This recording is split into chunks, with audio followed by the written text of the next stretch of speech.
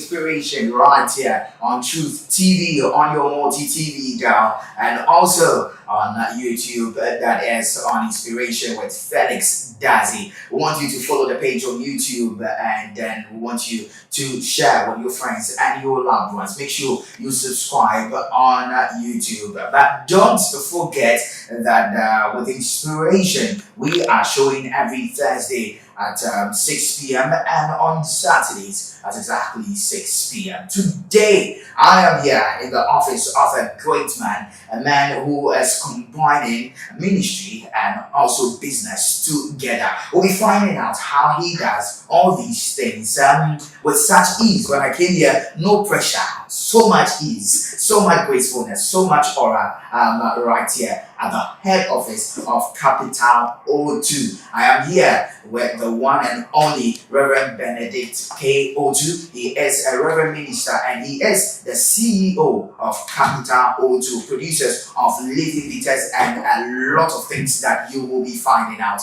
right here on Inspiration. And I trust that you will be inspired. Well, this is my world. Welcome to Inspiration. This as the CEO of Capital O2, and we will be talking to him, finding out what inspires him, what he does, and also I trust you will be motivated. After this break, we're going straight into the interview. Don't go anywhere.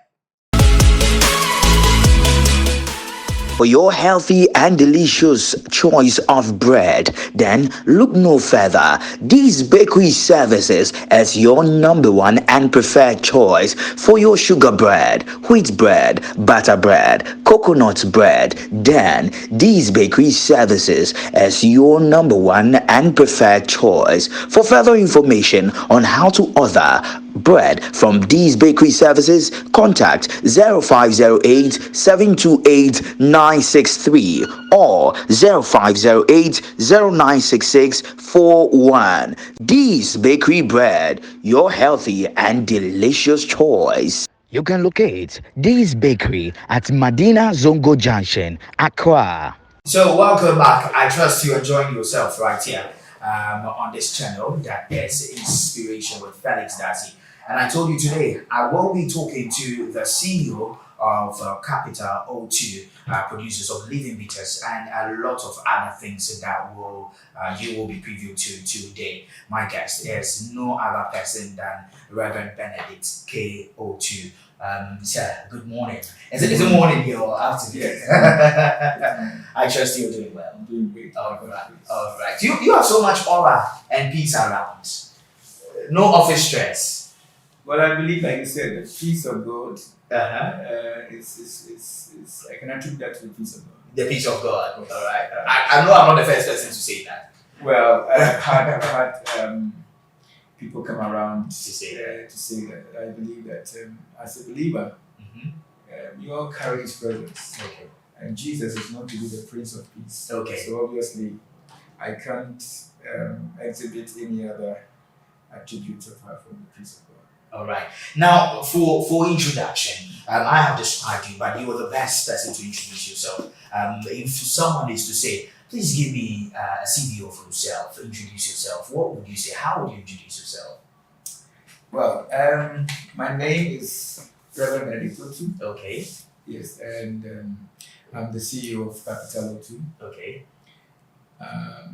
I had my primary education starting all the way from Soul Clinic International. Soul Clinic, okay. I continued to Burma Primary. Okay. Then I went to my secondary school at St. Augustine's College. Oh, okay. And then when Action continue. Okay. I finished school level at 94. Okay. And then A-level at 96. Okay. Did my national service at Bogatanga. Yes. Okay. And then did my first degree at University of Cape Coast. Okay. Between the year 1998 to 2001. Okay. And I also happened to be the hall president of Atlantic Hall. Wow. Yes. Atlantic. The famous Atlantic Hall. Okay. Atlantic Hall. All right. And then I went ahead to do my MBA in International Business in the UK. The UK. Okay. University of East London. Okay. And after that, I came back to support my dad. Okay. So I became the general manager for between the year 2010 and then in 2016, unfortunately, my father passed on. Sorry. And so I assumed the role as the CEO. As the CEO of Capital. Okay. And the course of it, I've also done my master's in biblical studies. Okay. And then recently also finished master's in divinity. In divinity. Master's in divinity. Okay. All from School of Urban Missions, SUM, in the US. Okay. So I have to my credits 3 master's degree programs, 1 secular and 2 theological. Okay. So it's 2-1. 2-1. Well, people find out that you are into business as CEO of. When people find out that you are into business as CEO of Capital Otoo and you are a Reverend Minister, are they surprised? Do they get surprised? Well, people get surprised. Okay. But if you go deeply into scripture, it is I believe it's good to combine secular with what we call secular work. But I don't believe there's anything called secular. Okay. Because if you go into the scriptures, Okay. it's God who gave instruction. Okay. Use 6 days to work and then just 1 day for rest or for worship. So if out of 7 days you've been instructed to work 6 days or 5 days and then use a day to rest, then I believe work is equally more sacred than secular. Okay. And so what is the purpose of work? The purpose of work is for you to be able to have enough to take care of yourself and to help others. Okay. And so I believe in the fact that in ministry, I know some people are called to full-time. So full-time ministry. Yes, but full-time because when a church grows to a certain level, I think that it calls for, because a church is an organization. Okay. And when it's quite big and huge, maybe combining what we call secular with that may be a bit difficult. And that is a full-time presence. But ideally, I think that combining work and ministry is the perfect will of God, so that you don't become too much of a burden on the church. On the church, exactly. In the church, at the beginning and a few members, you might end up depending on your few tithes and offerings, and it might even help. Lead you to compromise a few things, a few standards. So I am of the view that combining ministry and work is the ideal thing, so that you also have enough to help the work of God and support others also. All right. Combining ministry and work is the ideal thing for support and all that. That is a great initiative. But let me switch the conversation. Let's start with your life. If I'm supposed to tell people about your life, or you're supposed to tell people about your life, would you say your life has been rosy because of the background of your father? Well, you heard me say that I did my service at Bogota. Bogota, okay. I intentionally chose Bogota. Okay. In fact, when it's time for you to do your national service, you are given the option to choose regions and all that. And I felt that I've been with a good home. So it's good for somebody to have a taste outside the comfort zone. Okay. So I intentionally chose for which I had. And I went to do my service at Bongo. In Bogota. Okay. Okay. And there I went as a teacher. The challenge was how to communicate. They don't understand GE. They couldn't speak the English language. Sometimes sign language and all that. This is way back in 1997. 97. Yeah, but that was to give you a feel of the other side of the world. And I know that life is not all about, it's not going to be rosy all along. Okay. There will be challenges. So I needed to learn. But that's where I even learned how to cook. Okay. You didn't know how to cook. So you were the typical dadaba. I needed to give myself training. Yes. So what was the first food you cooked? Let me find out. I was trying to prepare some rice soup. License. and I couldn't take the license. You yourself, you couldn't take the license. Prepare. And the next one I tried to do was the bean stew. The bean stew. Yes. Oh, you won't take it easy. From last it's a problem. Bean stew with some rice. I knew how to cook rice. Right. Oh, right. Yes, so I had to write it. Right. Yes, so Okay. I did some stew, beans stew and other things. But I will not forget the live soup I did. I was actually very sick. I got sick of malaria. Because of Because we didn't have we didn't have accommodation. So we were put in a culture center. And with sleeping and you have this bat flying over you and all that. And so obviously if you have bat coming to the room, what about mosquitoes? So it was not surprising I actually got sick of malaria. So you actually wanted to prepare the license to pamper yourself? Of course, Yeah, I to needed to refresh train. yourself. So I prepared a life, but I couldn't eat it. And I won't forget. I won't forget That experience. Okay. If three things too that actually you were taught in Morgan, three things that you learned. Well, I learned how to respect people. I saw the other side of the world, poverty, and how you have to learn to come down to their level. You have to how to put yourself in the shoes of the poor people and how to respect them. If I made me see life from a different angle. Okay. Because all this while, they put food on the table for you for free. I saw how people struggle, have to go to the farm, and people have to trek for hours, distance, to go to the farm, to go to work. I remember, we all have to gather and try to force ourselves into one truck that comes to convey people from the town to the village. And that is a struggle. But all these things we have to learn them. Okay. Were your parents not worried at that time? No, in fact, my father was really happy for me. Okay. My father came from a very poor background. And by the grace of God, through his grace and many blessings, he got to where he is. So all his desire was to train us. But school, you called me that about it. I was called Ejaku or Chisnadama because I wasn't showing that kind of materialistic kind of lifestyle. Okay. And it's all because my father believed in the fact that you have to live a modest life. Exactly. So that in the event where things doesn't go well, you'll be able to balance life. So that is, when I told him I wanted to go to Bob and have a feel of what is in Bob, he was very happy for me. And he graciously released me. So go taste life there. Going to St. Augustine's, I'm sure there are a lot of things that you've heard. A lot of people coming with his aspirations and all that. Going to school, what was your future ambition? Well, I aspired wanted to be a chartered accountant. You wanted to be a chartered accountant, okay. And then wanted to take business. I remember when we were supposed to choose between courses. Okay. I prayed about it and I felt led to go to accounting, even though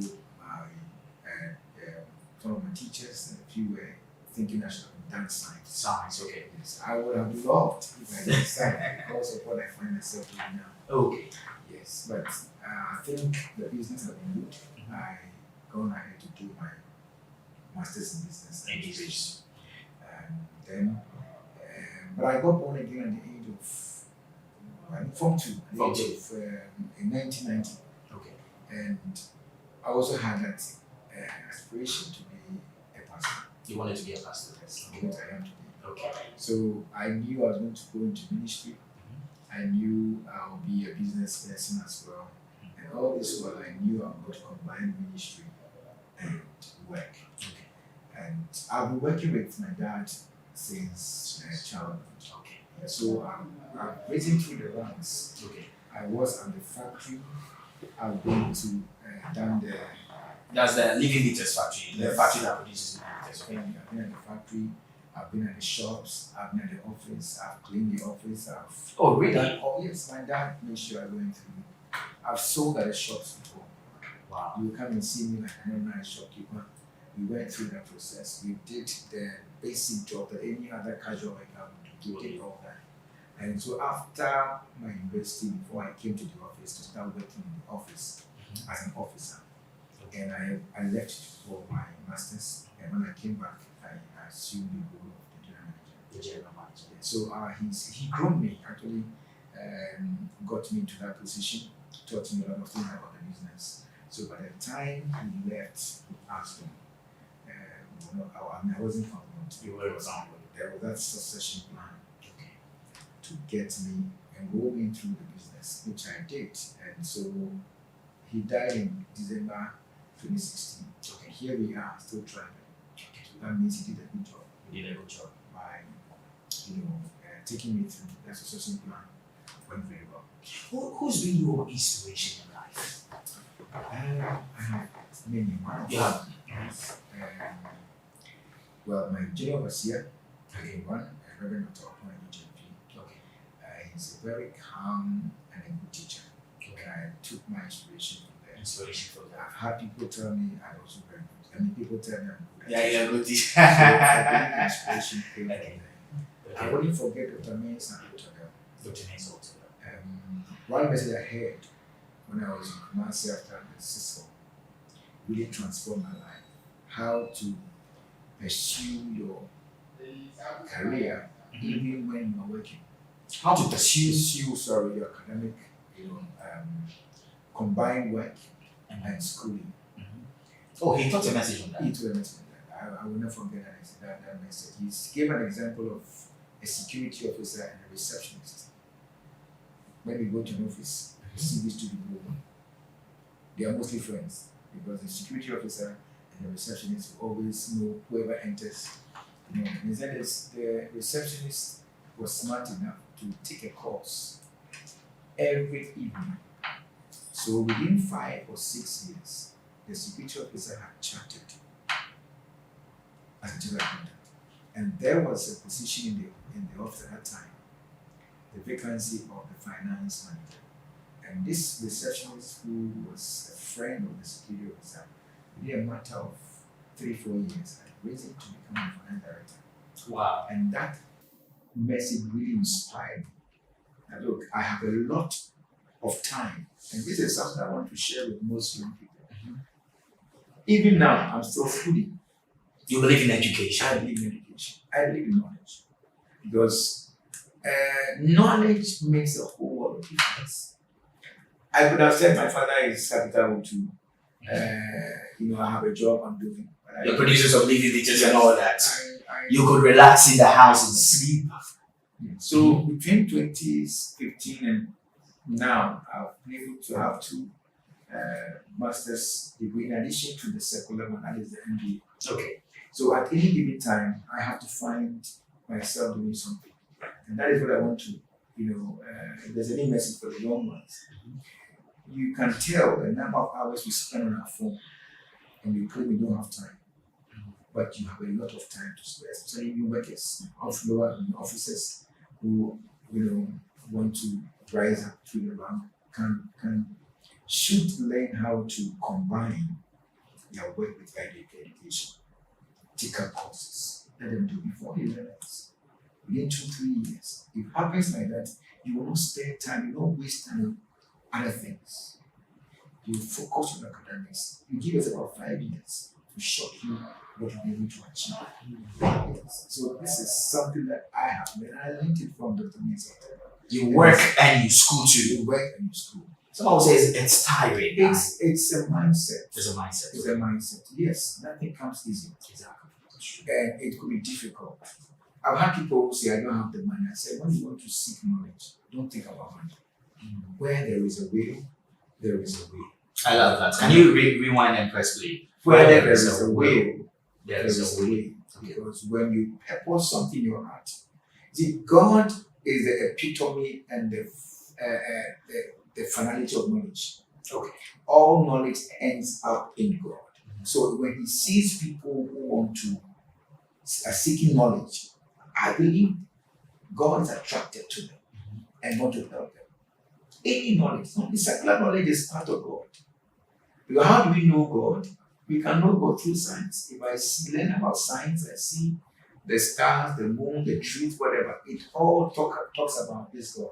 So any knowledge ends up in God. And for that matter, anybody who wants to pursue any and academic education, whatever, knows that that person actually is in the heart of God and help will come from above. Okay.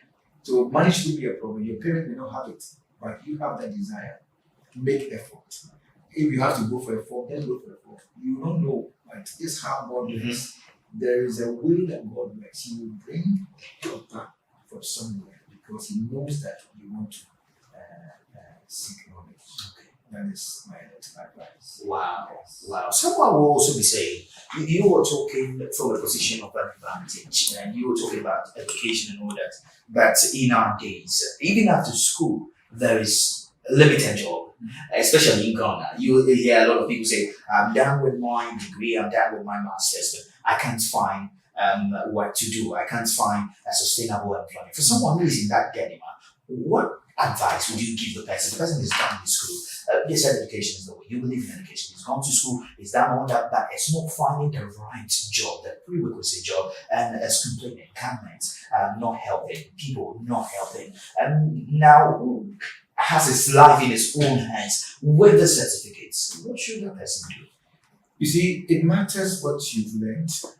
It matters what you've learned. Yes. Okay. And you see, our educational system also only helps us to, let's say, cheat, pass, and progress. But you as an individual, you should know what you have to do. And we have a lot of value to them. Previously, if you finished even O levels, you were hot cake. Then you came to A levels. You also got hot cake. Today, first degree is like, I was changes. Exactly. Because almost everybody has first degree. Now that we have free education, I can tell you in the next few years, first degree is nothing. So that is the one reason why you have to distinguish yourself. It is no excuse, no excuse. It's not because I came from. This is the advice I'm giving to people. Who didn't have money, but today have graduated. Because when they took the bold step, when they took the first step, God enabled the other steps to follow. And it's all because you want to upgrade yourself. And upgrading yourself is key. Because education, you don't just have a certificate, but if it's marketing, look for an area where you can better the marketing skills. Exactly. And it is what you produce, what you can give out, is what people are looking at for. A lot of jobs out there. I'm telling you, there are a lot of jobs out there. A lot of jobs out there. I think there are a lot of jobs out there. And if there are no jobs, you can create one. If there are no jobs, we always hear that. How does one create one? No capital, but we're talking creation. How does he create one? Well, you see, this is how I see. When you make the attempt, God comes in. He helps. Now, for how long are you going to sit down and be crying? There's I've forgotten the exact, but the scripture is story in the Bible where there were 4 lepers who were there was farming in the land in Israel, and these 4 lepers were not supposed to be with the people. They were to be in the outskirts of the town. There was no food. They were going hungry. And this is what they said. They said, if we sit here, we'll still get hungry and die. If we go to the city, we are hungry. We go to the city because we are lepers. They might end up lynching us. But to sit and starve and die, it's better for us to take the steps. And we know that we made an effort and we died in the way. And the Bible says when they took the step, God magnified their fruits. And then their enemies who had invaded Israel thought that with thousands of armies of soldiers were coming and they ran out. And these 4 lepers were the people who brought deliverance to Israel. What am I trying to say? If you sit where you are and complain that you don't have it, you're not taking any step, you will die. It's better to take a step and to die than to stay and die. At least you made an effort. That is what we're talking about. Just take the first step. When you take the first step, God will open the door because He wants to help. And so for ideas, they are there. If it's not coming, create one. Sometimes people say there's no job, but you can start by washing what do you call it? You can go to offices and wash a car. And you say, well, I'm a graduate. It's better to get something to eat than to bury that so-called pride. Exactly. Because you have finished your degree, there's no job, you have to feed the family. What do? You should be ready to do any job, at least to earn, and that is where it begins. And you probably washing cars, you will never know the next idea that will come. The next thing is you have your own washing bay.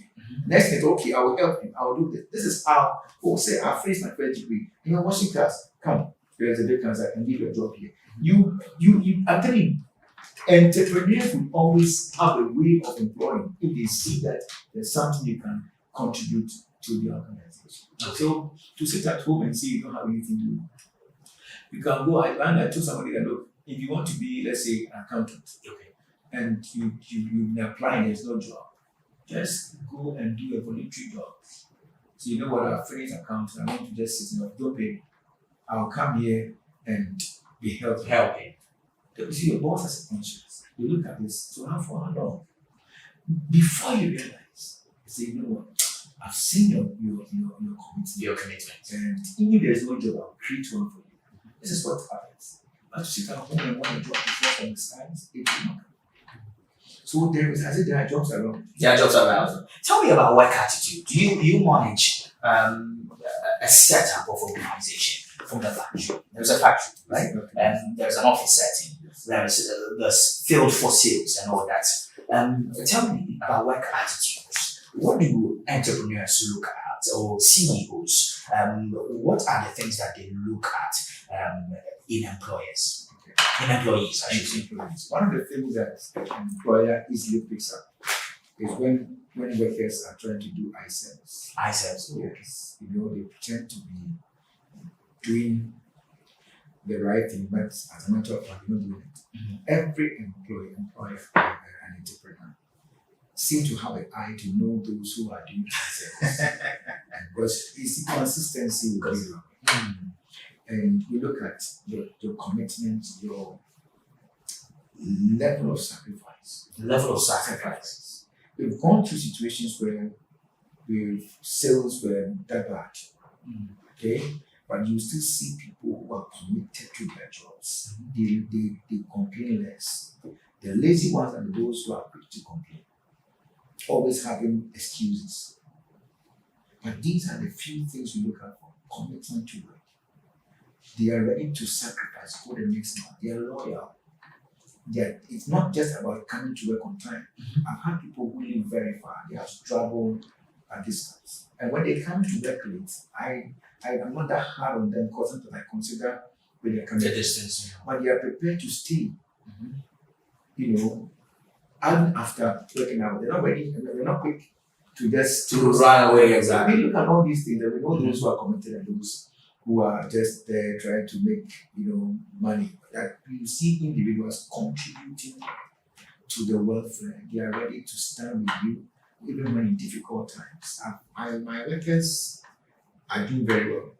Maybe because of the way we also go to deal with them. We make sure that we make life comfortable for them.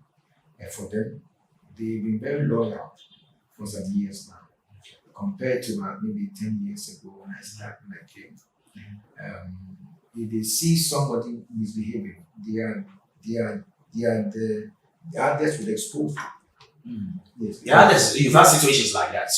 Very loyal to us, and it's all because of the relationship. I come down to our level. Sometimes, if not for one or two, you don't even know who is the boss and who is whatever. They take the work as they are. And this is what I believe is helping us as a company. Okay. All right. That's a great submission. That's a great subject. Let's talk about the beaters and all that. As a pastor, you're a CEO, and people hear beaters. So they think that beaters is supposed to be someone. But my two cameramen, they are looking at the beaters and they are thinking it's alcoholic, so they want to. Well, they want to. Is it alcoholic? Yes, some of them are alcoholic. And most of these plants, you need the alcohol base to extract. Oh, okay. And then one unique thing about our products and that, like the James with this, with the FCF, even the Power 2, you can dilute it in half glass of warm water. Okay. In other words, if you take, let's say, 15 ml, you can dilute it with 125 ml of warm water. Okay. And the warm water, it takes off or reduces the alcohol to almost nothing. Okay. So it is not just an alcoholic beverage, it is actually a tincture, which can also be diluted with warm water, which takes away the alcohol. Okay. So when we talk about bitters, it is not the one that is selling the Okay. What we call it, the drinking stores. Mm-hmm. These are all medicinal, and there are dosages on them. Okay. So that is a difference. That's the difference. What does it do? I can see living bitters, the small one. I can see the big one. I can see Gene Swedish bitters, FCF tonic, Power tonic. I can see as well as advanced and also is it Ale skin cleaning. Okay. Let's talk about that. Okay, so let's take living bitters. Okay. I mean, I'm going to think about this 3 or 4. The living bitters, research has shown that about most diseases, close to about 90% of most diseases can be traced to build-up of waste in the colon. The colon is the large intestines. That is where the waste gets to, and from there, you excrete. So when that place gets topped up or piled up, what happens is that the deposits there gets water, and the body will run the system again with such toxins. So if you get liver bitters, what happens is that it cleanses the colon. Okay. And like I said, research has shown that most diseases can be traced to that side. So if you're able to clean your colon, then it means that you are close to about 90% health. Okay. And that has proven to be true over the past 30 years. Liver bitters was manufactured in 1990. Started this product in 1990. Okay. Yes, and so it's about 52 years now since we started the Living production bitters. of the living bitters. And those who have used it can attest to the fact that this has been very helpful. We've had some old men who, one time we had a radio program, and an old man called and said, I am 93 years, and my secret has always been living bitters because he keeps his colon very clean. And then we have what we call the gene sweet bitters, which also is an immune booster, Okay. and also enhance circulation. One of the medicines or medication that sold very well during the COVID period because of the being an immune booster. I believe it contributed to the fact that many people were able to withstand the threats and the fear of COVID. So it is an immune booster that boosts your immune system to be able to fight against viruses. And then we have the FCF, which is a female-related product. It's for menstrual disorders, debut, menses, and anything related with the female reproductive organ. So we've had amazing testimonies of, let's say, fertility. The first time the Nigerians got hold of the FCF was when one lady who was actually empowering and then was, desperately looking for medication. She took this for the first time, she had triplets. Wow. So for Nigerians, You don't play with this. Okay. Yes, so that's basically. Yeah, that's it. All right. But for the living bitters, I remember when I was sick in 1990. My dad, that was the first, but I was a guinea pig. Okay. That tried. This product was used on me. Wow. Wow. And I produced it because I was sick. I was carried from school, and when I came here, I just finished the preparation, and he gave it to me. This is a teaspoon, and doctors were surprised that what did I take? Because they saw what happened, and then just after I took the medication, and so that is when my father realized that, well, this is good, and so we started because he got this formula from a book. He got it from a book. From a book. Did he share with you the story with Of you? How he dawned on you? Was he a scientist? What was he? It's good I brought this thing in. My father was actually a shipping manager of Ghana National Communities. Okay. But when he was a child, he had this stomach problem, which when he was a child, they gave him some concoctions that stopped it for a while. But when he grew, it came up again. So in his quest to look for solutions, he bought a book when he traveled to the UK for a course on shipping. Okay. So he went to a herbal shop in the UK and he found a book which had so many formulas there. And so when he read the book, one night he said, a thought just came, just combine, add this thing and that thing to the formula that you saw.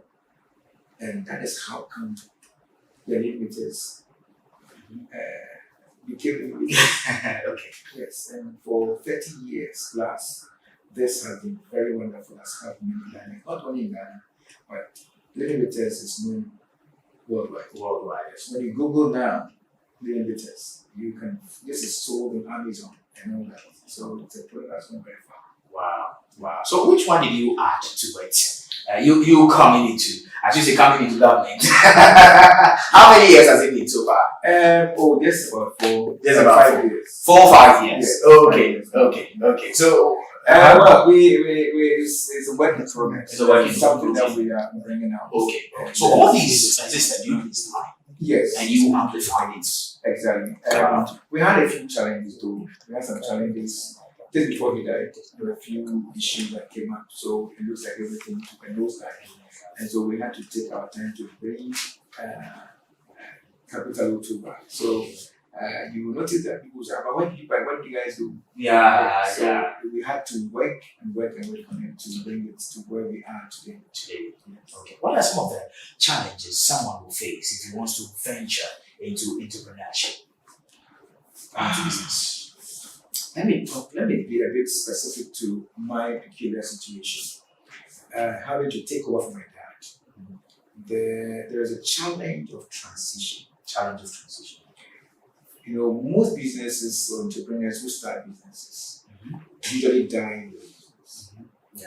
Because they do not prepare the next generation for the business. Again, I also noticed that the culture in Africa does not support or promote successions. Exactly. That's how come we have had great businesses but died off immediately.